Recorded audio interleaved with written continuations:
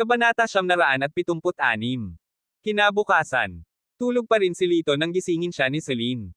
Habang may hawak na gong, napangiwi si Celine, "Hoy, mataas na ang araw sa langit, bakit tulog ka pa? Bumangon ka at maglinis na." Gamulong si Lito sa kama at sumagot, "Hindi ko kailangang maglinis. Plano mo bang tumanggi sa iyong salita?" Galit na pinandilatan ni Celine si Lito, ang mga kamay nito ay nasa kanyang payat na baywang. Umupo si Lito, napakamot ng ulo, "Nagkasundo tayo kahapon, dahil tinatalikuran ni Feliciano ang renta, hindi ko na kailangang maglinis." "Humph, baka na naginip ka. Saan pumayag si Feliciano dito?" Inis na sagot ni Celine. "Ate Celine, may problema tayo." Ang katulong sa tindahan ay tumakbo ng gulat na gulat. "Ano ba, umagang-umaga, nagkakagulo?" Inilibot ni Celine ang kanyang mga mata. Sabi ng shop assistant, "Nandito na si Boss Feliciano." "Ano? Dumating na naman siya. Don't tell me nandito siya para taasan ang renta." Napaungol si Celine sa sakit ng ulo. "Nandito siya para humingi ng tawad," mahinahong sabi ni Lito. "Stop talking nonsense, go clean up fast. Haharapin ko ang matandang bastos na iyon." Ganap na hindi pinansin ni Celine ang mga salita ni Lito. "Boss Feliciano, tungkol doon sa upa." Nang makita si Feliciano, humiling si Celine ng extension. Sa hindi inaasahang pagkakataon, napaluha si Feliciano, "Boss Celine, tumigil ka na sa pagsasalita. Naparito ako para humingi ng tawad sa iyo." Nagulat si Celine, sa pag-aakalang mali ang kanyang narinig. Sa muling pagtingin kay Feliciano, ang kanyang mukha ay mapatla, at tila siya ay may edad na 10 taon sa isang gabi. "Boss Feliciano, ano ang sinabi mo?" Iniisip ni Celine kung may mali sa kanyang mga tainga. "Pumunta ako para humingi ng tawad. At saka, bibigyan kita ng 3 taong walang bayad para sa bahay na ito. Kontento ka na ba?" Maingat na sabi ni Feliciano. "Boss Feliciano, seryoso ka ba?" Kinurot ni Celine ang sarili, na pagtantong hindi siya nananaginip. "Talaga." Tuloy-tuloy siyang tumango. Sa sandaling ito, lumapit si Lito na may dalang walis. Sumimangot si Celine, "Bilasan mo at magwalas ka, may bisita tayo." Gayunpaman, sa sumunod na segundo, tumakbo si Feliciano at lumuhad sa harap ni Lito, "Kuya, humingi na ako ng tawad at tinalikuran ko na ang renta. Mangyaring bitawan mo ako." Agad nitong nabigla si Celine. Tumingin si Lito kay Celine, "Sister Celine, kung wala nang iba, hayaan mo na lang siya." "Ikaw." Biglang napagtanto ni Celine na lahat ito ay salamat kay Lito. Bagamat hindi niya naiintindihan kung paano niya nagawa ito, hindi ba ito masyadong makapangyarihan? Casual siyang tumango, at si Feliciano, na pakiramdam na parang nabigyan siya ng malaking amnestia, ay agad na tumakbo, hindi gustong manatili kahit isang segundo. "Sister Celine, tama ba ako? Ang master ko ay talagang malakas," pagmamalaki ni Yan Rainey. Sa wakas ay nakabawi si Celine mula sa kanyang pagkabigla, ibinato ni Lito ang walis sa kanya ng nakangiti, sinabing, "Hindi ko na yata kailangang maglinis, di ba, Sister Celine?" Bahagyang napahiya si Celine at ipinadyak ang kanyang paa, sinabing, "Fine, ang galing mo."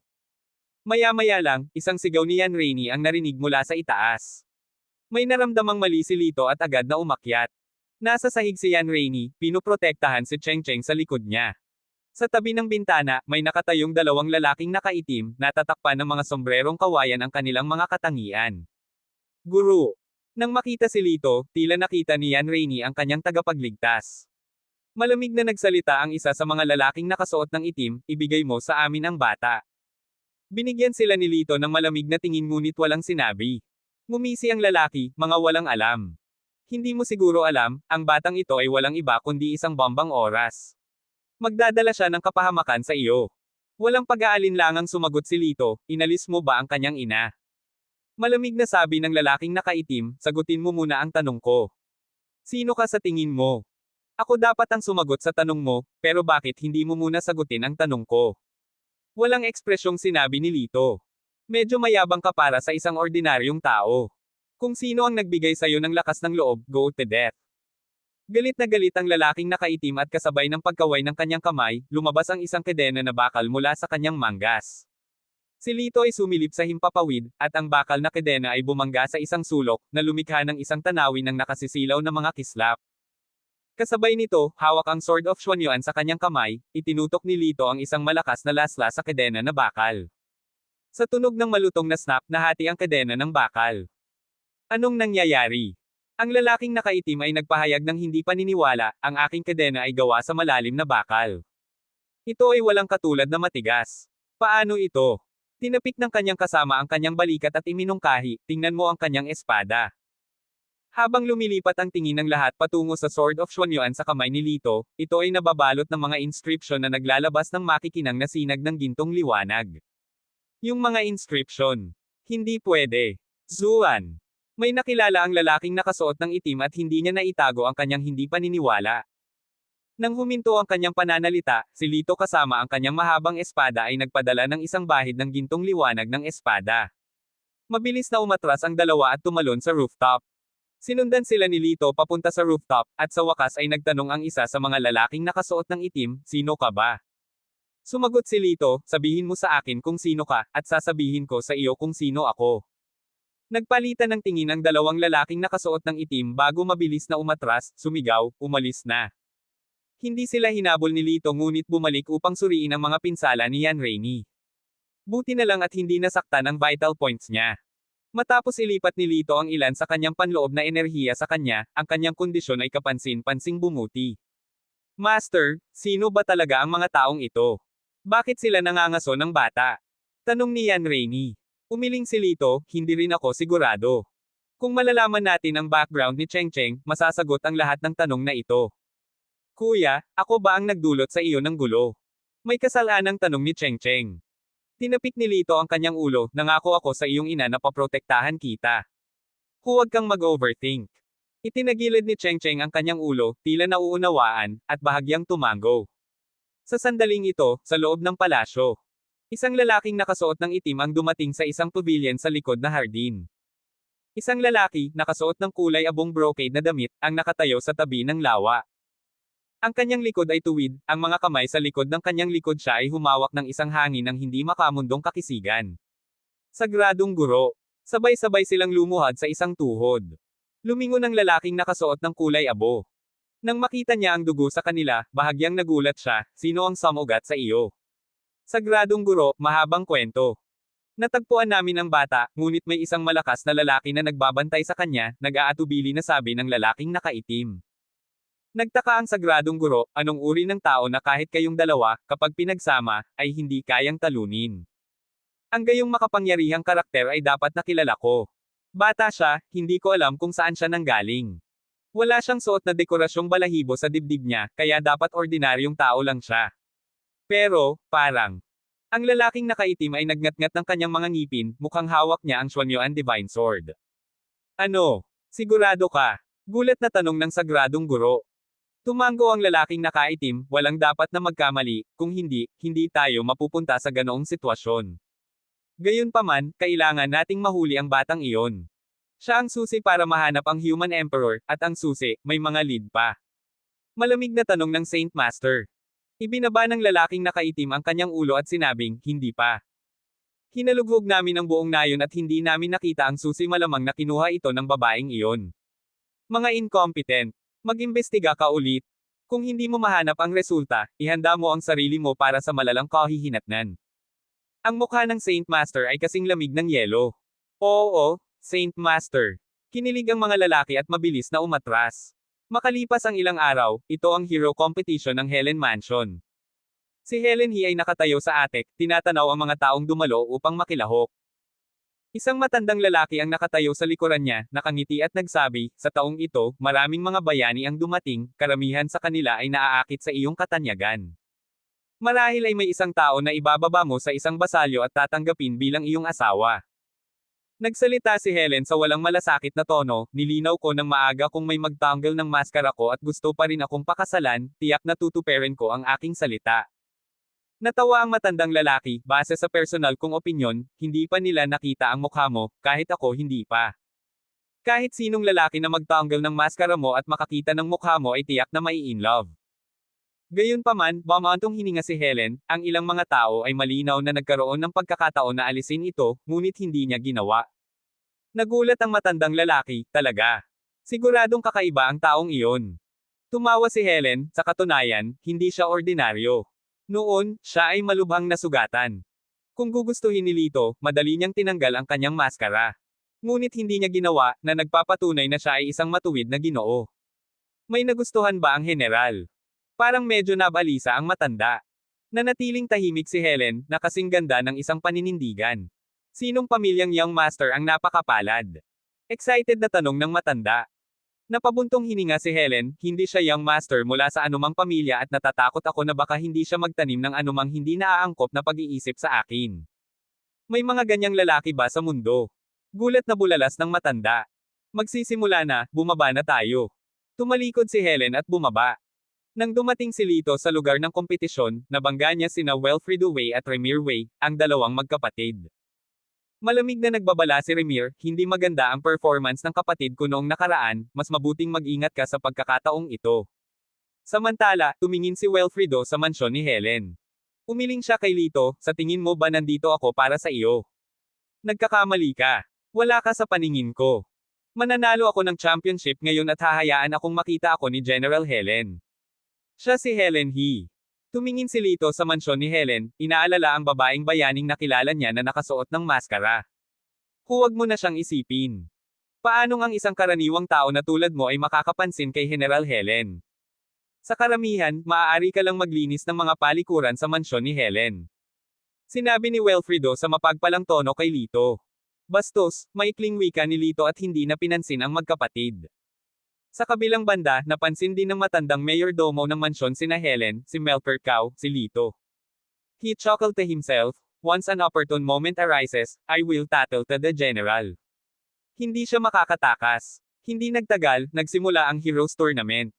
Si Helen ay lumakad papunta sa entablado, nakasuot ng gintong baluti at pulang balabal, siya ay napakaganda. Pagkatapos ng pagpapakilala ay nagsimula na ang laban. Ang mga patakaran ay simple, isang libre para sa lahat. Kung sino ang mananatiling nakatayo sa entablado hanggang sa katapusan ay siyang kampyon. Pagkatapos ng magulong labanan, wala pang 10 tao ang naiwan sa entablado, bawat isa ay isang mabigat na puwersa sa gitna ng mga mandirigma. Tumayo si Wilfredo sa entablado, itinuro si Lito, sinabi niya, anak, natatakot ka bang umakyat? Tumikim ang isang matipunong lalaki na may itim na tato, nagbibiro ka ba? Yung tipong parang bata na hindi pa nagmature, madudurog sa paa ko. Nagsimulang tumawa ang lahat kay Lito. Ibinaba lamang ni Lito ang kanyang mga labi, hindi umimik, at tumalon sa entablado gamit ang isang tapik ng kanyang mga daliri sa paa. Samantala, si Helen ay nakaupo sa itaas. Nang makita si Lito, huminga siya ng malalim at biglang tumayo. Siya yun. General, ano ang problema? Tanong ng isang matandang lalaki. Bahagyang nanginginig ang boses ni Helen, siya ang tinutukoy ko. Sinulyapan ng matanda si Lito at naguguluhan na sinabi, ngunit ang taong ito ay mukhang hindi talaga malakas, mas naniniwala ako kay Wilfredo. Bahagyang ngumiti si Helen, naniniwala ako sa kanyang lakas. Kabanata 977. Ang matapang na lalaki na natatakpan ng mga itim na tato ay tinawag na Seray. Siya ay nagtataglay ng likas na banal na lakas at lubos na kagalang-galang sa lungsod ng Skyhold. Anak, nagulat ako na ang lakas ng loob mong humakbang, panunuyan ni Seray. Kalmadong tumugon lang si Lito, ano ang dapat ikatakot? Sumilip sa dibdib ni Lito, naiinis na sinabi ni Seray, hindi ka man lang nagtataglay ng palamuting balahibo, ordinaryong tao ka lang, hindi ba? At paano kung ordinaryong tao lang ako? Iginiit ni Lito. Hahaha. Ordinary mortals have pedestrian martial arts aptitude. What qualifies you to stand here? You'd better step down. I don't want to waste my time on you, sabi ni Seray habang pinapaalis ang kamay. Sa sumunod na segundo, hinawakan ni Lito ang kanyang mga balikat. Natigilan si Seray nang walang pag-aalinlangan, bueno, kung naghahanap ka ng kamatayan, huwag mo akong sisihin sa pagiging malupit. Pag-abot, sinubukan niyang hawakan ang braso ni Lito para itaboy siya. Gayunpaman, bigla siyang naiwan na nakatulala. Pakiramdam niya ay may hawak siyang 1,000 toneladang jack na hindi makagalaw. Anong nangyayari? Inilabas ni Seray ang lahat ng kanyang lakas, pawis na pawis, at ang kanyang mukha ay namumula.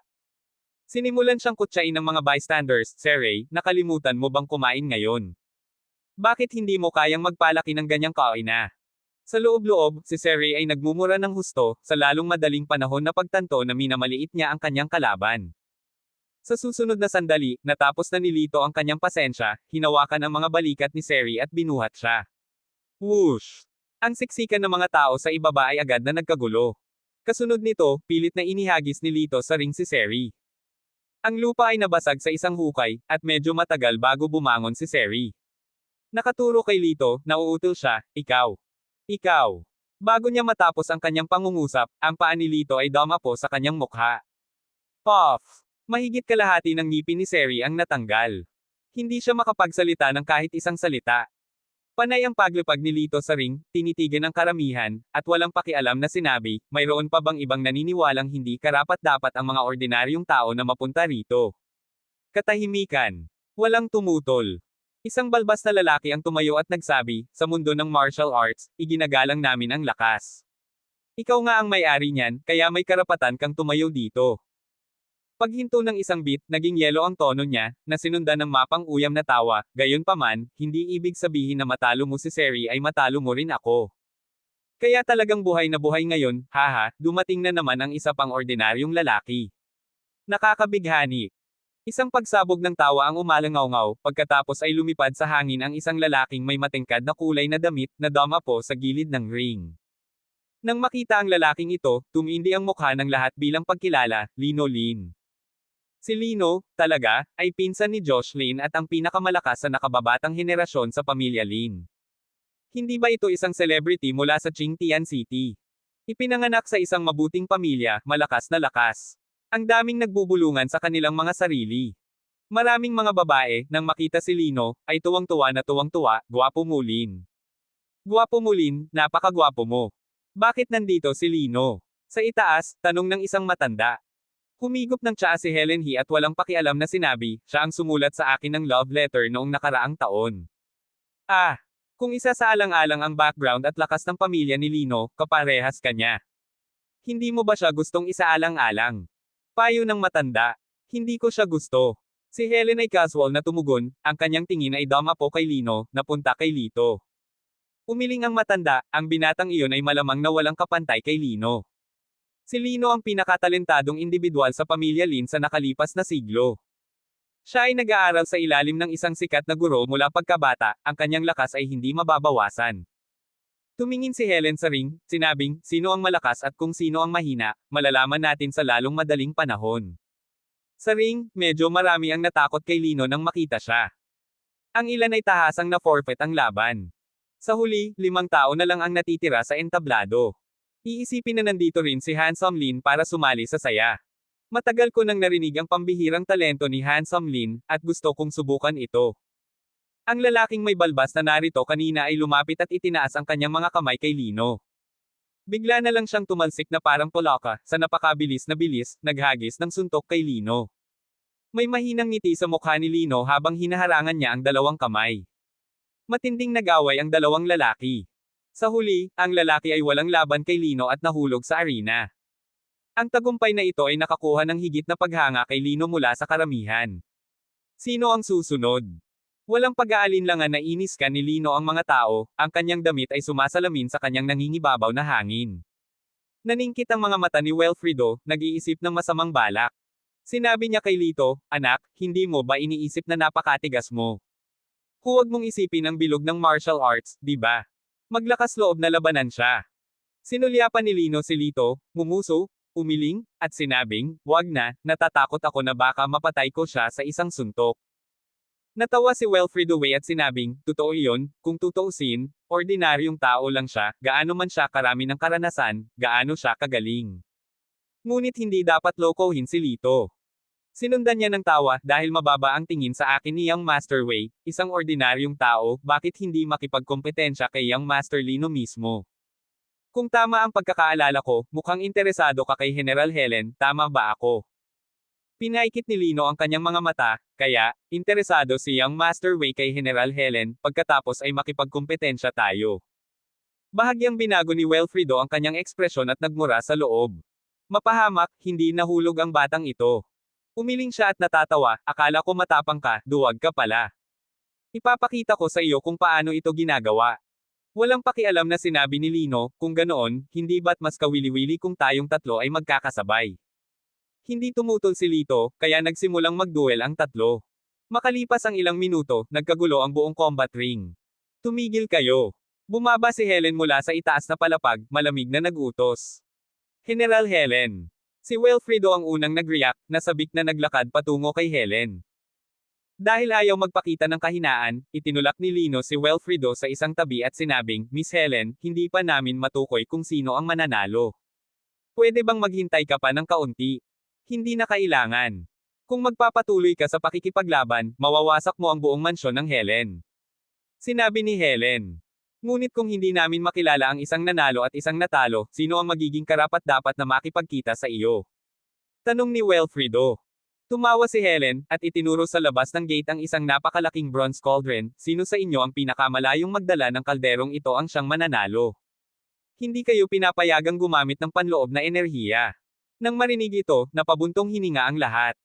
Ang cauldron na ito ay sikat sa Sky Holding City at ang pinakamabigat sa buong mundo ng martial arts, na tumitimbang ng ilang libong kattais. Kung maaari silang gumamit ng panloob na enerhiya, ang pag-aangat ng ilang libong kattais ay hindi magiging isang malaking bagay. Ngunit nang hindi gumagamit ng panloob na enerhiya, ito ay magiging isang matinding pagsubok sa lakas ng kalamnan, na maaaring magdulot ng permanenteng pinsala o maging kamatayan. Si Wilfredo, nakaka-relax, tinapik ang kanyang malakas na kalamnan sa braso, wala akong problema, ngunit ang iba dito ay mas mabuting mag-ingat. Hinubad ni Lino ang kanyang kamisete, ipinakita ang isang katawan na puno ng matipunong kalamnan. Sinulyapan niya si Lito, umiling at sinabing, aminin mo na lang ang pagkatalo mo. Sa mahina mong pangangatawan, malamang nababagsak ka na bago mo pa maiangat ang kaldero. Natahimik si Lito at nakatitig lang sa kaldero. Lumapit si Wilfredo at yumuko sa ilalim ng kaldero. Ha! Sa isang malakas na sigaw, ay nalalayan niya ng dalawang kamay ang base ng kaldero, unti-unting itinaas. Ang nakakatakot na bigat ay nakayuko sa kanyang likod, na naging sanhi ng kanyang katawan upang manginig ng ligaw. Siya ay sumuray-suray pasulong, bawat hakbang ay lumilikha ng isang maliit na hukay sa lupa. Sa ikalimang hakbang, sa wakas ay hindi na siya nakahawak pa at lumuhad sa lupa. Hey! Lumapit si Lino na may mapanuksong ngiti, mukhang wala si Brother Wilfredo sa kanyang pinakamagandang anyo ngayon. Subukan ko ito. Si Wilfredo ay nanginginig na tumabi. Sa parehong paraan, itinaas ni Lino ang kaldero at gumawa ng 12 hakbang, mas 7 hakbang kaysa kay Wilfredo. Gayunpaman, nang lumuhad siya sa lupa, ang kanyang mukha ay namumula, at ang kanyang damit ay basang-basa ng pawis. Nanalo ako, Miss Helen, sabi niya kay Helen. Sumulyap si Helen kay Lito, at siya. Miss Helen, baka na-misunderstood mo ang lakas ng isang ordinaryong tao. Hindi naman sa minamaliit ko siya, pero hindi kaya ng katawan niya ang ganitong bigat, umiling-iling na sabi ni Lino. Tinanong ni Helen si Lito, gusto mo bang subukan? Nagkibit balikat si Lito, hindi ko makita kung bakit hindi. Ngumuso si Lino, pakiramdam na nagyayabang si Lito. Tumayo si Lito sa harap ng kaldero. Kung ikukumpara sa matayog na kaldero, ang kanyang figure ay lumitaw kahit na payat. Sunod-sunod na umiling ang mga tao sa paligid niya. He better not do it. Hindi makakabuti kung may mangyaring masama. Young lady, sigurado ka bang kaya niya ito? This is not a game. Bulong ng isang matandang lalaki. Sumagot si Helen, kung naniniwala siya sa kanyang sarili, dapat ako rin. Sa sandaling iyon, naglakad si Lito sa ilalim ng kaldero, dahan-daang itinaas ang kanyang kanang kamay, at hinawakan ang ilalim ng kaldero. Ano? Itinaas lang ba niya gamit ang isang kamay? Nasisiraan na ba siya ng bait? Napasigaw si Wilfredo sa gulat. Kahit na nakita ito ni Helen, hindi siya manatiling kalmado at hindi sinasadyang napabuntong hininga. Huminga ng malalim si Lito, mahigpit na nakaawang ang kanyang mga labi, at sa mabilis na paghatak, itinaas niya ang kaldero. Kasabay ng ingay ng mga hingal mula sa karamihan, nag-iisang kamay na itinaas niya ang kaldero. Ang kanyang payat na figure, na may hawak na malawak na kaldero, ay tila napakalakas. Natahimik ang lahat, kahit na sina Wilfredo at Lino, ay hindi napigil ang mapang-anga sa pagkamangha, pigil ang hininga. Isang hakbang, 2 hakbang, 3 hakbang. Sa wakas, pagkatapos ng 20 hakbang, inilapag niya ang kaldero. Dahan-dahan siyang nagpakawala ng hininga at umupo ng naka-crossleg sa lupa para ayusin ang kanyang paghinga. Pagkaraan ng ilang sandali, ang pamumutla ng kanyang mukha ay nagbigay daan sa isang malusog na pamumula. General, ang lalaking ito ba? Isang ordinaryong tao lang. Halos hindi makapaniwala ang matanda. Tumawa si Helen, halos hindi rin ako makapaniwala. Samantala, sina Wilfredo at Lino ay parehong may awkward na ekspresyon sa kanilang mga mukha. Pumalakpak, pumalakpak, pumalakpak. Si Helen ang unang pumalakpak, na sinundan ng mga manunood, hanggang sa nakakabingi ang tunog ng pagpalakpak. Tumayo si Lito at tumango kay Helen. Nanalo ka. Bilang gantimpala, kaya kong ibigay sa iyo ang kahit anong hiling. Nakangiting sabi ni Helen. Nang ang pangakong ito ay ginawa, ito ay nakakuha ng naiinggit na mga mata mula sa karamihan. Ito ay parang regalo mula sa langit. Hindi na nila kinailangan pang itaas ang isang daliri para tanggalin ni Helen ang kanyang maskara, isang magandang pagkakataon ang ipinakita. Gayunpaman, sinabi lang ni Lito, hindi na kailangan. Nagulat si Helen, nakaramdam ng kaunting sugat. Kung tutuusin, napakalinaw niya tungkol sa kanyang mga intensyon, ngunit tinanggihan lamang. Gayunpaman, hindi siya ang uri ng babae na maliit sa mga bagay-bagay. Ngumiti siya at sinabi, kung gayon, hindi ko pipilitin. Isipin mo ako sa iyong utang.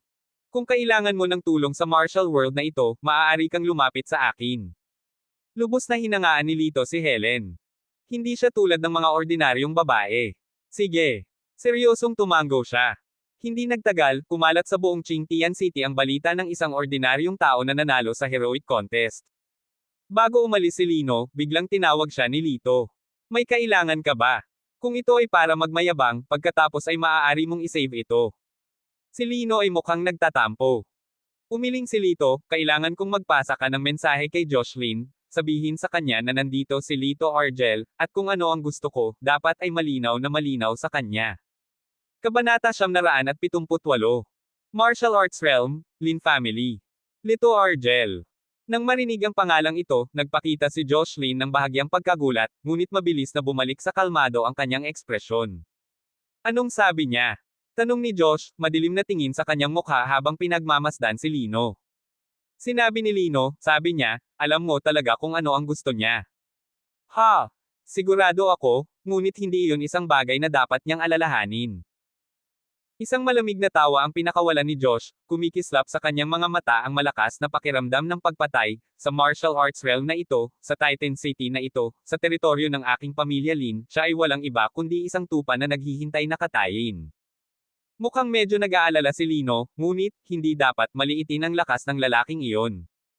Tumawa muli ng malamig si Jocelyn, gaano man siya kalakas, huwag kalimutan kung sino ang nakatayo sa likuran natin. Sa tingin ba niya ay kaya niyang labanan ang taong iyon? Tumango si Lino, buong-buong sumang-ayon, tama. At saka, ang panalo niya sa pagkakataong ito ay puro swerte. Kung panloob na lakas ang pag-uusapan, talagang hindi siya makakalaban sa akin. Nga pala, kamusta ang fiancé mo lately? Tanong ni Lino. Sa pagbanggit kay Ning Beo, nagdilim ang mukha ni Josh, nagkulong siya sa Linglong Tower at tumangging lumabas. Ngumisi si Lino, hindi ko akalain na magiging matigas ang ulo ng babaeng iyon. Hindi ko talaga alam kung ano ang nakikita niya sa mortal na iyon. Ha! Kapag napatay ko na ang lalaking Lito na iyon, ihahagis ko ang ulo niya sa harap niya. Ipakikita ko sa kanya kung anong uri ng basura ang nagustuhan niya. Malamig na tumawa si Josh. Pagkaalis ni Lino, pumunta si Josh sa likod ng bundok ng pamilya Lin, kung saan nakatayo ang isang sinaunang tore. Habang papalapit siya sa sinaunang tore, isang mahinang boses ang umalangaw-ngaw, get lost. Malamig na tumawa si Jocelyn, nandito ako para ipaalam sa iyo, dumating na si Lito. Nanatiling tahimik ang sinaunang tore. Nagpatuloy si Josh, alam kong nahuhumaling ka sa pag-aaksaya na iyon, ngunit hayaan mong sabihin ko sa iyo, malapit na siyang mamatay sa aking kamay. Nanatiling tahimik si Ning Beo. Nagpatuloy si Josh, sa oras na iyon, malalaman mo kung sino ang taong tunay na karapat-dapat sa iyong pag-asa. Nang walang lumabas na tugon, ang mukha ni Josh ay dumilim ng husto. He chuckled disdainfully at tumalikod para umalis. Sa loob ng sinaunang tore, nakasuot ng asul na damit, si Ning Beo ay nakaupo sa tabi ng bintana, may patak ng luha na dumausdas sa kanyang pisngi, Kuya Lito, dapat kang mag-ingat. Kung may mangyari sa iyo, susundan kita. Sa isang bundok sa kanluran ng Sky-Piercing City. Masyado tayong mabagal. Malalim na sumimangot si Lito. Pawis na pawis si Yan Rainey, itinikom ang kanyang mga ngipin, at muling sinuntok siya. At hindi nagpapigil si Lito sa kanyang ganting atake. Hindi nagtagal, napunta si Yan Rainey na natatakpan ng mga sugat ang kanyang katawan, napaupo siya sa lupa na puno ng galit ang mukha, Master, lagi akong talo sa iyo. Mukhang wala ng pag-asa ang mga pangarap ko sa paghihiganti.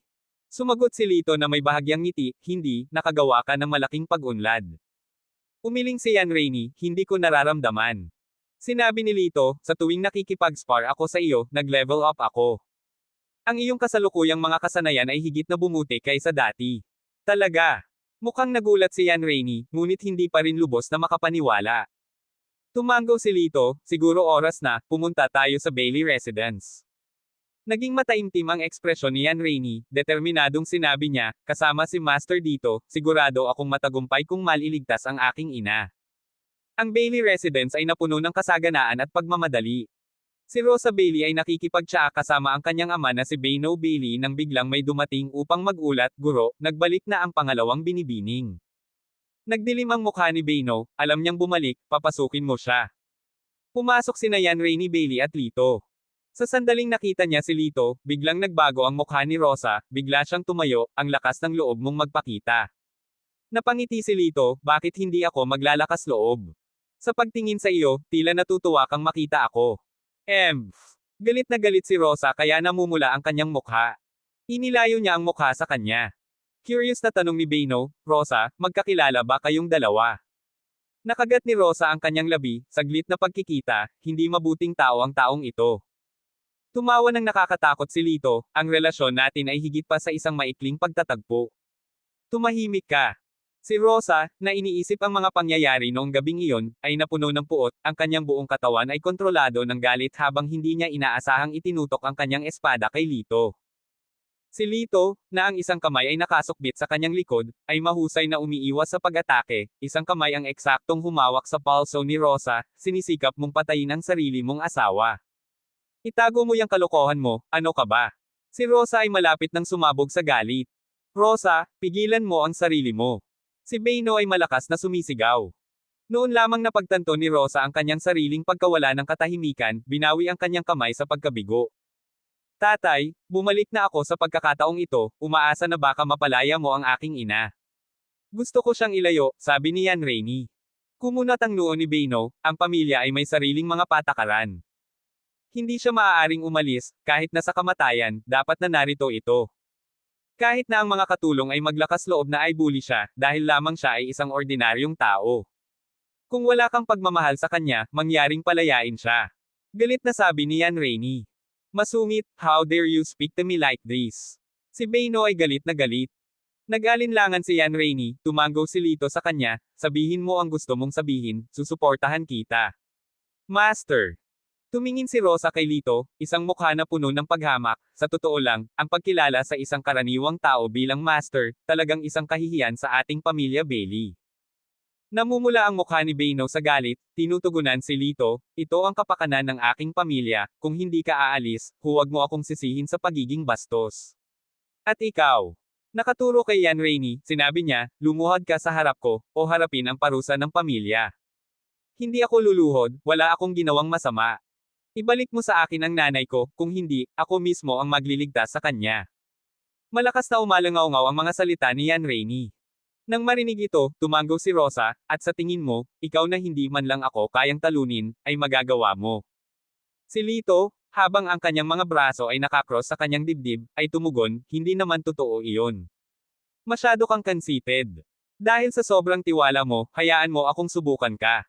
Sa mga salitang ito, biglang sumalakay si Rosa, at nagsimulang makipagbuno ang dalawang babae. Nagsagawa si Rosa ng daan-daang welga ng sunod-sunod, na lahat ay pinalihis ni Yan Rainey.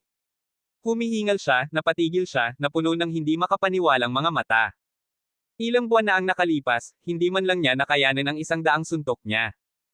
Ang lakas ba ni Yan Rainey ay nakakuha ng napakalakas na tulong, lahat ay salamat kay Lito. Biglang tinamaan ng palad si Yan Rainey sa dibdib. Si Beno pala ang biglang sumalakay. Ang lakas ng kanyang makapangyarihang palad ay tumama sa kanyang dibdib, dahilan upang si Yan Rainey ay lumipad paatras at nagluwa ng isang subo ng dugo. How dare you? Itong masungit na pag-uugali laban sa mga tagalabas ay hindi kukonsintihin sa pamilya Bailey. Galit na umungol si Beno. Nakakahiya. Sumimangot si Lito, humakbang sa harap ni Yan Rainey, humarap kay Beno, sinabi niya, lalabanan kita. Ikaw. Haha. Tiningnan siya ni Beno ng masama, kung naghahanap ka ng kamatayan, wala akong pakialam na tumulong. Tutal, pangkaraniwan lang ito, ano ang silbi ng pagpatay sa isa? Sa mga salitang iyon, naghagis ng suntok si Beno. Sa itaas ng kanyang nakakuyong na kamao, isang maningning na pulang apoy ang bumalot dito. Ang lakas ng apoy. Si Lito, nang walang pag-aalinlangan, ay nagpakawala rin ng suntok. Malamig na tumawa si Rosa, hindi mabilang na mga tao ang namatay sa ilalim ng True Fire Fist ng aking ama. Ang taong ito ay talagang handgal. Ngunit bago pa mahuli ang kanyang pahayag, nagbanggaan ang dalawang kamao. Boom! Isang napakalaking blast wave ang naging sanhi ng pag-alo ng hangin sa kanilang paligid. Sa sumunod na segundo, nawala ang mapagmataas na ngiti sa mukha ni Beno, napalitan ng matinding pagkabigla. Ano? Paano ito posible? Ang kamay ko, wala akong maramdaman. Umalangaw-ngaw ang sigaw sa kanyang isipan, ngunit alang-alang sa kaligtasan ng mukha ay pinigilan niya itong palabesan. Naiiling ang sakit, mahinahong sinabi ni Lito, halos nanunuya, sigaw kong masakit. Ang mga berdeng ugat sa noo ni Beno ay nagsimulang pumipintig ng baliw, anak, sino ka sa tingin mo? Go to death. Biglang sumabog ang kanyang katawan sa isang makinang na pagpapakita ng pulang ilaw, na halos lamunin ang paligid. May halong pagtataka ang boses ni Rosa, hindi ko pa nakitang ginamit ng tatay ko ang kanyang trump card. Paano ito naging ganito? Talaga bang nakakatakot ang lakas ni Lito? Kasabay nito, isang gininto ang ningning ang lumabas sa katawan ni Lito. Sa isang iglap, nilamon ng gintong liwanag ang pulang kinang. Isa itong paligsahan sa pagitan ng dalawang puwersa, at lubusang natalo si Beno. Thump! Si Beno ay pinalipad pabalik. Ama! Sumugod si Rosa para suportahan siya. Pinunasan ni Beno ang sariwang dugo sa gilid ng kanyang bibig, at si Rosa ay napuno ng galit, Lito, papatayin kita. Tumigil ka. Hinawakan siya ni Beno, umiling-iling, you're no match for him. Hindi ako makapaniwala. Paano ka, ama, nasugatan niya? Tanong ni Rosa. Si Rosa, na may malalim na mga mata ay tumingin kay Lito, pagkatapos ay itinaas ang kanyang mga kamay bilang pagpupugay, binata, masyado akong mayabang ngayon lang, talagang napakalakas mo. Sa mundo ng martial arts, iginagalang ang martial prowess, at prangka si Beno tungkol dito. Si Lito, na ayaw pag-isipan ito, ay bumati, walang intensyon si Junior na manggulo, para lang tulungan si Yan Rainey na makasama muli ang kanyang ina. Pagkatapos ay sinabi ni Beno, kahit na, ang aking Bailey clan ay may sariling mga patakaran, hindi lahat ay maaaring lumabag sa kanila. Walang pakialam na tumugon si Lito, ngayon, balak kong labagin ang mga patakarang ito. Kung ganoon ay huwag mo akong sisihin sa pagiging masungit. Si Beno ay gumawa ng isang malawak na kilos, ipatawag ang lahat sa mansyon, kasama ang kanilang mga sandata. Huwag kang maawa sa batang ito. Gumagamit ng human wave attack tactic, hindi ba? Umiling si Lito, hindi nagpakita ng kahit na anong takot. Hindi nagtagal, lubusan siyang pinalibutan ng daan-daang tao. Gayunpaman, sa halip na maghanda sa counterattack, umupo na lang si Lito sa isang upuan. Maya-maya, dahan-dahan siyang naglabas ng isang gamit. Isang guken. Kumunat ang kilay ni Rosa sa pagkalito. Ipinwesto ni Lito ang sinaunang guken sa kanyang kondongen, ang kanyang mga daliri ay bahagyang pinuputol ang mga string nito. Ipinahayag ni Rosa ang kanyang pag-uusisa, ano ang plano niyang gawin. Halatang naguguluhan din si Beno. Gayunpaman, habang umaalingaw-ngaw ang musika ng guken, maraming tao ang nagsimulang makaramdam ng pananakit ng ulo. Sa kalaunan, lahat ay bumagsak sa lupa, nakahawak sa kanilang mga ulo sa matinding paghihirap. Pwede bang? Ang guken na iyon ay. Si Beno ay nagsuot ng hindi kapani-pani walang gulat na ekspresyon, itinuon ang kanyang tingin kay Lito, ano ang pangalan ng iyong guken? Paghinto sa kalagitnaan ng pagkilos, casual na sumagot si Lito, ang guken na ito ay pinangalan ng Fushi Guken. Nang marinig ang pangalang ito, biglang nagkontrata ang mga mata ni Beno. Isang sinaunang banal na artifact, hindi nakakagulat na napakalakas nito. Walang pakialam na sinabi ni Lito, kung hindi dahil sa aking pakikiramay, kahit isang langaw ay hindi maaaring umalis sa iyong mansyon na buhay ngayon. Siguradong narinig mo na ang kapangyarihan ng Foxy Guken. Lalong namutla ang kutis ni Beno. Tumayo si Lito, tiningnan ang mga tao, at sa wakas ay itinoon niya ang kanyang tingin kay Beno, may sasabihin ka pa ba? Nagdilim ang mukha ni Beno. Ganun pa man, wala siyang choice kundi umatras, fine, I will release them. Pagkatapos ng lahat, sa harap ng ganap na kapangyarihan, ang lahat ng mga reputasyon ay parang panandaliang ulap. Kabanata 979. Mabilis na lumabas ang isang medyo may edad na babae na may haggard na hitsura. Ina. Sumugod si Yan Rainey at hinawakan ang kamay ng medyo may edad na. Malamig na ngumuso si Beno at tumalikod na para umalis. Tatay, hahayaan ba natin ang lalaking iyon na may apelyidong Argel na ay bully tayo ng ganito? Tanong ni Rosa na ayaw tanggapin. Nagdilim ang mukha ni Beno, syempre hindi, ito ang martial arts world, paano natin hahayaan na supulan tayo ng ordinaryong tao? Gayunpaman, hindi tayo dapat kumilos ng padalos-dalos, magkalat muna tayo ng ilang balita at tingnan kung ano ang reaksyon ng ibang mga pamilya. Iminungkahi ni Beno, na may hitsura ng malalim na pagkalkula sa kanyang mukha. Nag-aatubili si Rosa, ngunit wala siyang magagawa kundi ang magkompromiso. Dinala ni Lito si Yan Rainey at ang kanyang ina pabalik sa tea house, pagkatapos ay pumunta siya sa klinika ni Valerian. Bata, maraming salamat. Simula nang itaboy mo ang mga taong iyon noong nakaraan, hindi na sila bumalik. Naging mapayapa ang buong kalye. Pasasalamat na sabi ni Valerian. Tumakbo palabas si Kylie na may hawak na isang basket ng mga halamang gamot. Kuya Lito, nandito ka na, pasok ka at maupo, buhusan kita ng tsaa. Hindi na kailangan, may itatanong ako sa iyo sa pagbisitang ito, sabi ni Lito kay Valerian. Hinaplos ni Valerian ang kanyang balbas at masayang nagtanong, ano ang tanong? Ang iyong medikal na kasanayan. Naputol si Lito sa kalagitnaan ng kanyang pangungusap nang biglang, tumakbo ang isang matipunong lalaki, hinawakan si Valerian, at sumigaw, Doktor, sumama ka sa akin dali. Ang matipunong lalaki ay napakalakas, halos 2 metro ang taas, na may kulay ng laman na balat na tila natatakpan ng isang layer ng langis. Puno ng muscular contours ang kanyang katawan. Nagmamadaling sinabi ni Valerian, hindi pwede, may pasyente akong aalagaan, hindi ako makaalis. Ikaw na matigas ang ulo na matanda, may apurahin ako, at dapat kang sumama sa akin. Nanlilisik na mga mata ang sabi ng matambok na lalaki. Pagkasabi noon, diretso niyang itinaas si Valerian sa kanyang balikat. Ipinadyak ni Kylie ang kanyang paa, at sabik na sinabi, ito ay malawak na daylight kidnapping, hindi ba? Kuya Lito, pakitulungan. Tumango si Lito, nakaharang sa daraanan ng makapal na lalaki. Tinitigan ng makapal na lalaki si Lito sa isang sulyap at mapang-asar na umiling, para kang subong na sumusubok na huminto sa isang karwahe, lumayas ka. Mahinahong sinabi ni Lito, kung madadaanan mo ako, malaya kang umalis. Hey! Medyo matapang ka, binata. Ang matipunong lalaki ay naiinip, hinawakan si Valerian gamit ang isang kamay habang pinapalaya ang isa pa para sumuntok kay Lito.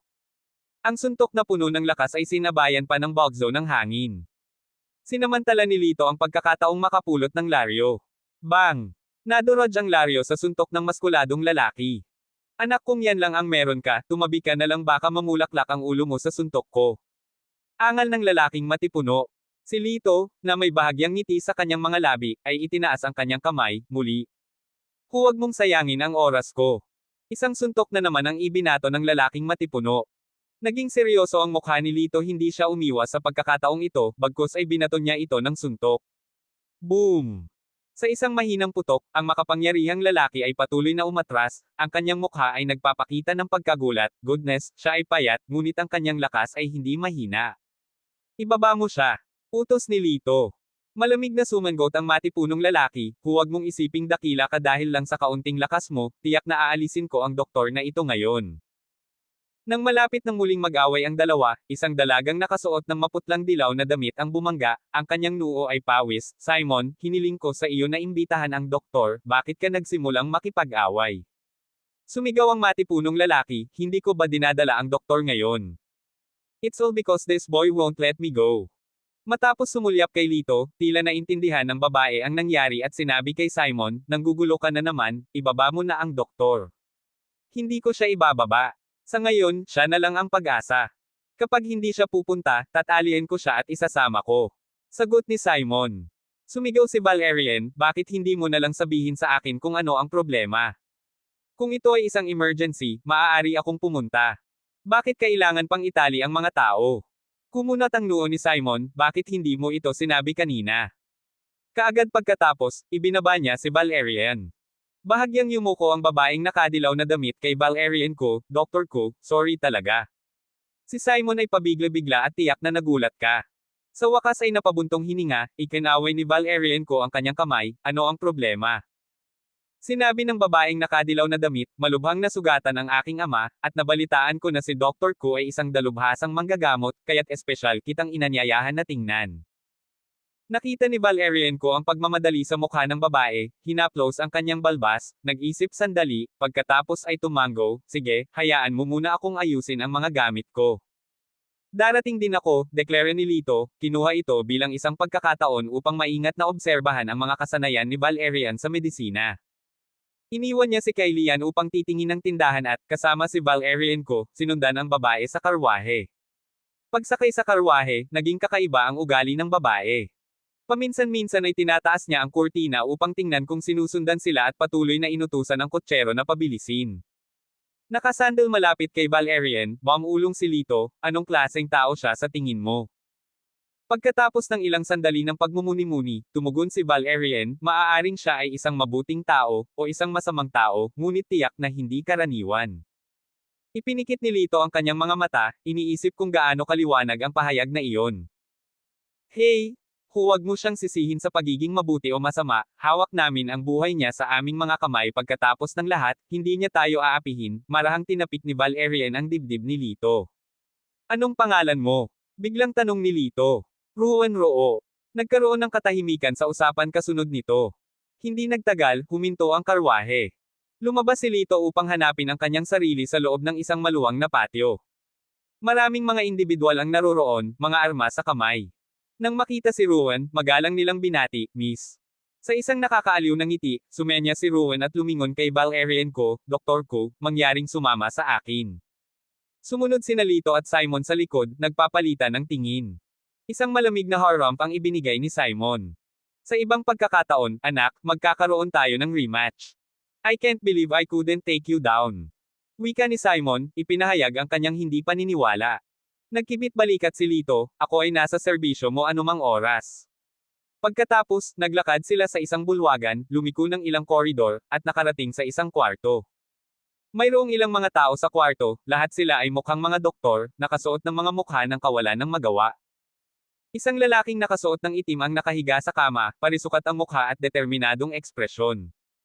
Sa sandaling ito, nakapikit ang kanyang mga mata, nakabuka ang kanyang bibig, at nahihirapan siyang huminga. Ang kanyang dibdib ay nababalot ng gasa, na may mga bakas ng dugo na tumatagos. Si Valerian ay humakbang pasulong, itinaas ang gasa upang tingnan, at huminga ng malalim, ang nakamamatay ay hindi ang panlabas na pinsalang ito, kundi ang lason na sandata. Sa mga salitang ito, tumanggo si Ruan bilang paghanga, eksakto, mayroon bang panlunas dito si Dr. Ku? Sinabi ni Valerian, kailangan ko munang tiyakin kung anong uri ng lason ito. Humakbang siya, sinuri ng mabuti, saka hinawakan ng daliri ang kaunting dugo at nilasap sa dulo ng dila. Pagkaraan ng mahabang sandali, bumantong hininga siya, umiling-iling, sa aking mga kakayahan, maaari lamang akong makilala ang ilang posibleng uri ng lason. Gayunpaman, mahirap matukoy ng eksakto. Nang makita ang buhay ng pasyente na nakabitin sa pamamagitan ng isang sinulid, nalungkot si Valerian ko, kung narito ang aking nakatatandang kapatid, tiyak na makakagawa siya ng tumpak na paghatol sa kanyang mga kakayahan.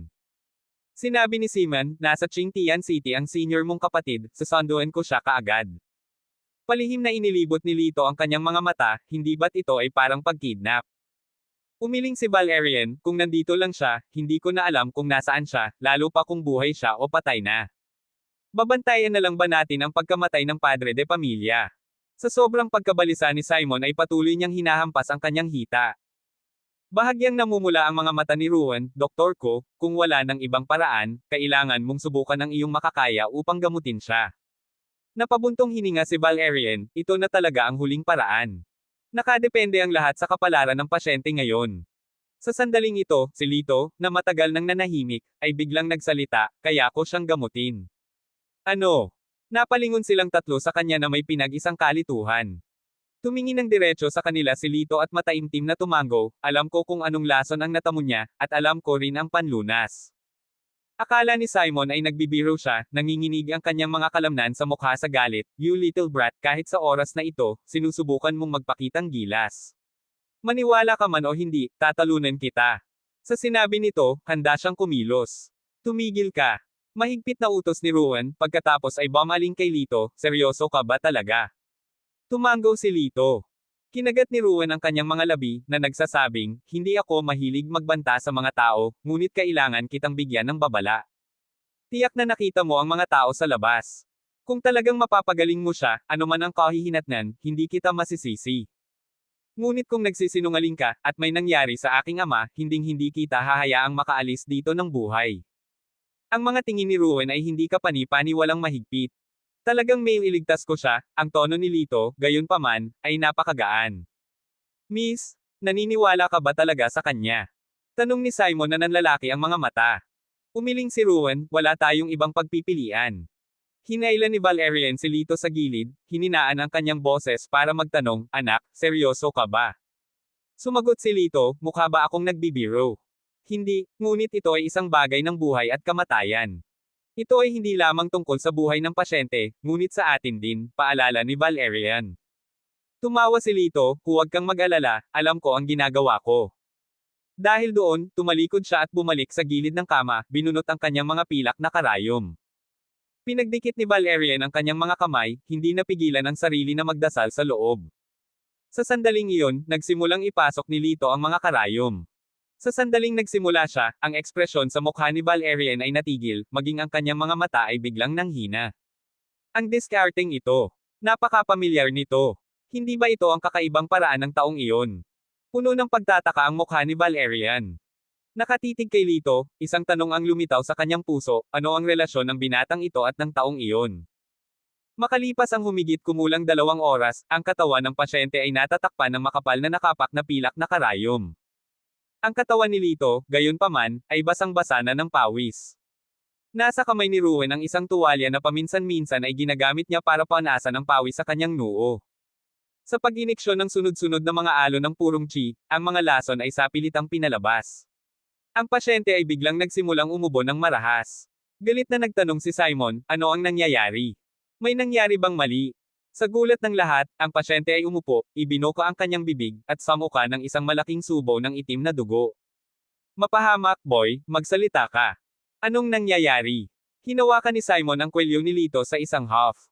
Nagmamadaling humakbang si Valerian, hinaila si Simon palayo, hindi mo naiintindihan, ang mga lason ng pasyente ay naalis na. Kung hindi ka naniniwala, tingnan mo ang kutis ng pasyente.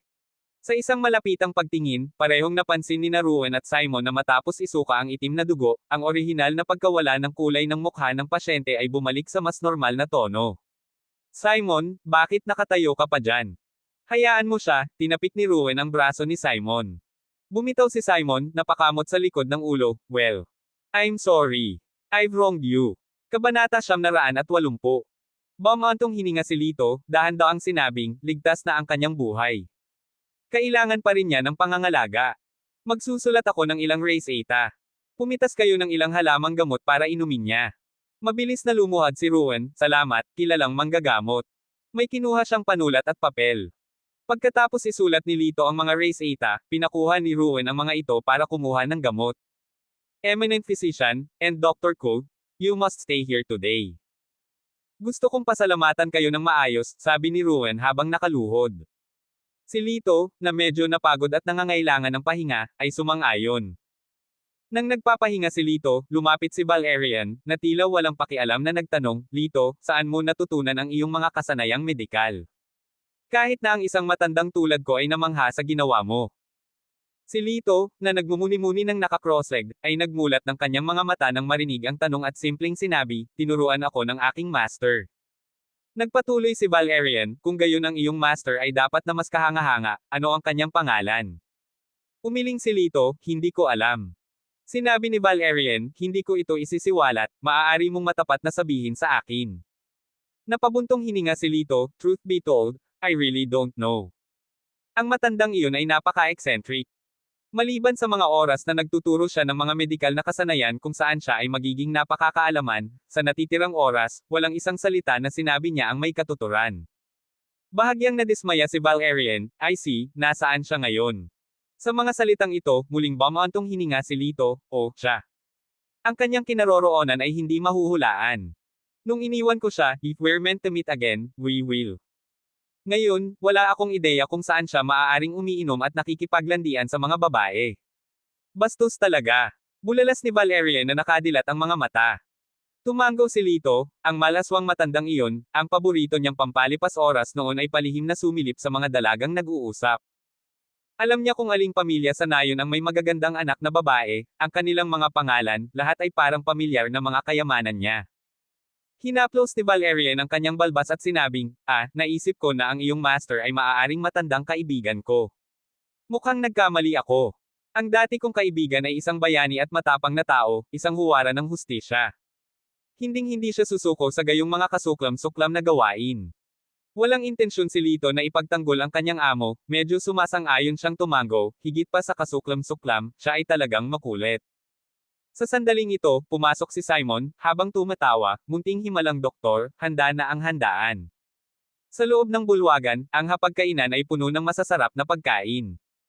Habang naglalakad si Lito, si Ruan ang unang tumayo, may hawak na baso ng alak. Ang basong ito ay upang ipahayag ang aking pasasalamat. Sa mga salitang iyon, ibinalik niya ang baso at inubos iyon.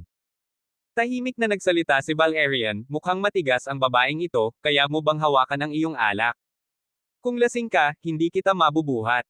Gumawa ng ok sign si Lito kay Valerian. Anong ibig sabihin nito? Kumunat ang noo ni Valerian.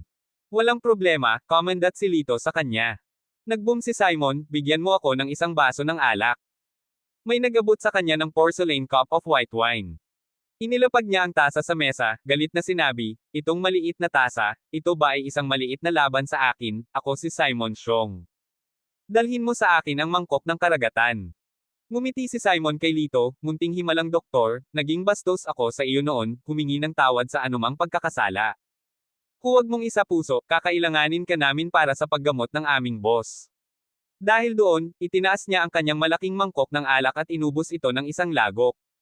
Agad namang umupo ang lahat para kumain. Nang sila ay naging komportable, biglang may isang grupo ng mga tao ang pumasok mula sa labas. Tumayo si Ruan, kumunat ang kanyang mga kilay. Sino ka? Isang matayog na lalaki na may banta na nagmumula sa kanyang mukha ang lumabas mula sa karamihan, kami ang mga maharlikang gwardya, na naghihinala na kayo ay nagkukubli ng mga kriminal dito, at inutusang mag-imbestiga. Joke ba ito? Nasaan ang patunay mo? Hiningi ni Ruan, hindi pumayag. Sumikip ang mukha ng lalaki, insolence. We are the Royal Guards. We don't require reasoning to conduct a search.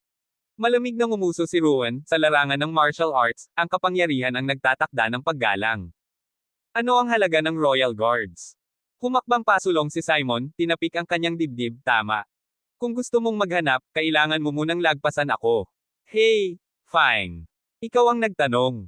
Ang lalaki ay sumigaw ng utos sa kanyang mga tauhan, patayin ang sinumang maglakas loob na humadlang.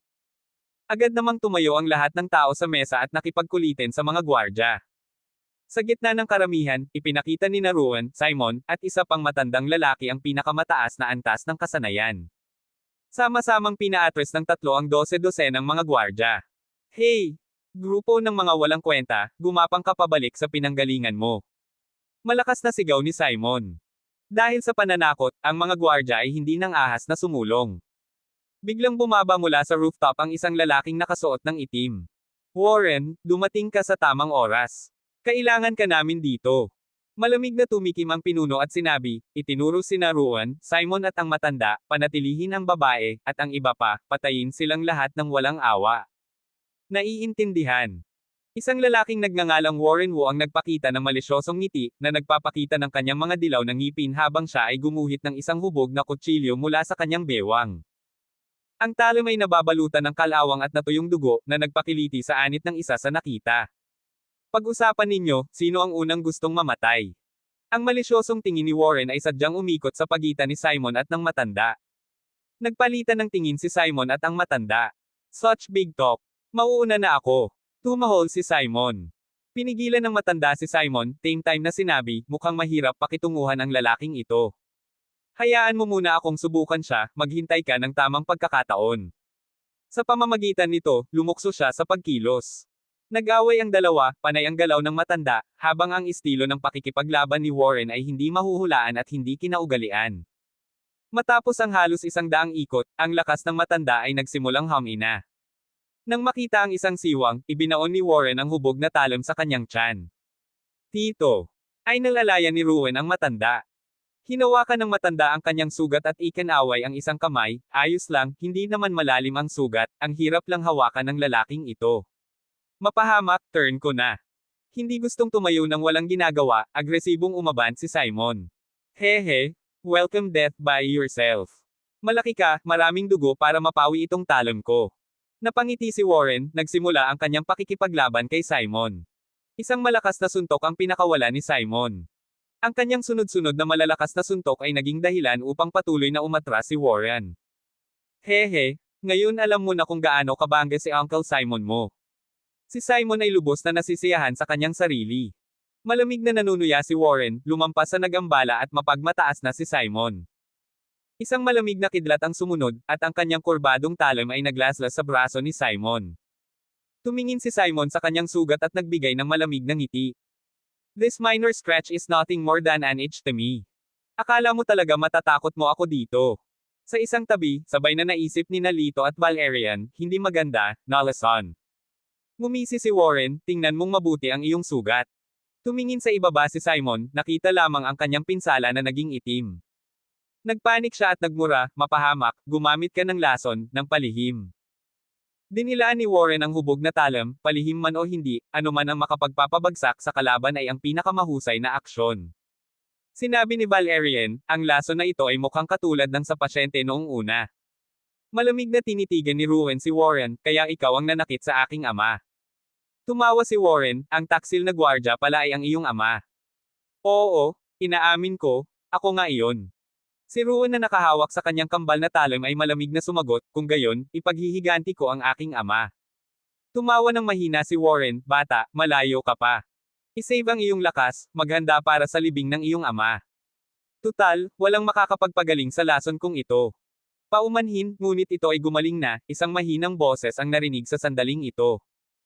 Nagbago ang ekspresyon ng mukha ni Warren, ibinaling niya ang kanyang ulo para tingnan si Lito, at nakita niya ang isang payat na binata, nakaupo sa mesa na kumakain. I thought you were quite unusual kanina. Ang makakain ng napakatahimik sa ganoong sitwasyon ay kawili-wili. Tinitigan ni Warren si Lito, na nagpapakita ng nakakapanghinayang ngiti. Hindi man lang itinaas ni Lito ang kanyang mga mata, nagpatuloy sa pagkain at sinabing, medyo pagod na ako sa paggamot ng mga lason ngayon, ayaw kong makipag-away, iminumungkahi ko na umalis ka kaagad, o tiisin ang mga kahihinatnan. Nang marinig ang mga salitang ito, nagpalitan ng tingin si Warren at ang pinuno, na parehong humagalpak sa tawanan. Anak, alam mo ba kung sino kami? Tanong ng pinuno na tumawa ng malakas. Kinagat ni Lito ang kanyang pagkain, sumagot, ang Royal Guard, sinabi mo lang. Ngumisi ang pinuno, alam mo ba na ang sinabi mo kanina ay katumbas ng pananakot sa Royal Guard? Maaari kang bitiin dahil dyan. Humigop si Lito ng kanyang inumin, una, kailangan mong magkaroon ng kakayahan. Napakamayabang ng brat na ito, hayaan mo akong tapusin siya. Iminungkahi ni Warren, ang kanyang mukha ay malungkot. Pinigilan siya ng pinuno, na nanunuya, no need for your help, seeing how weak he looks, I can handle him. Divine Doctor, paprotektahan kita. Si Simon ay sumugod sa gilid ni Lito na nakahawak sa kanyang dibdib, humihingal. Tumabi ka, sabi ni Lito. Umiling si Simon, nanlilisik, don't tell me gusto mo talaga siyang kalabanan. Maaaring hindi siya katapat ko, pero madali kanyang mahawakan. Bahagyang ngumiti si Lito, Simon, ngayon, tuturuan ka ng iyong kapatid ng leksyon. Ngumuso si Simon sa hindi makapaniwala, anong klaseng aral. Dumampot si Lito ng piniritong mani, itinapon ito sa kanyang bibig, at ngumunguya habang sinasabi, huwag husgahan ang isang libro sa pabalat nito. Pero, nag-alinlangan si Simon. Sa kanyang pananaw, si Lito ay tila isang iskolar, hindi katulad ng isang taong gagamit ng kutsilyo o baril. Gayunpaman, sa pagtingin sa determinadong mukha ni Lito, wala siyang lakas ng loob na magsabi ng kahit ano, kaya kailangan niyang tumabi. Kung hindi mo kayang kumapit, sigawan mo lang ako, at lalapit na ako. Matapang na idineklara ni Simon. Sinulyapan ni Lito ang kanyang nabugbog na sugat, bamantong hininga, dapat alagaan mo muna ang iyong sarili. Pagkatapos, sumenyas siya sa pinuno, bring it on. Galit na galit ang pinuno dahil nanatiling nakaupo si Lito, at hindi man lang tumayo. Gaano siya kababa ng tingin sa kanya?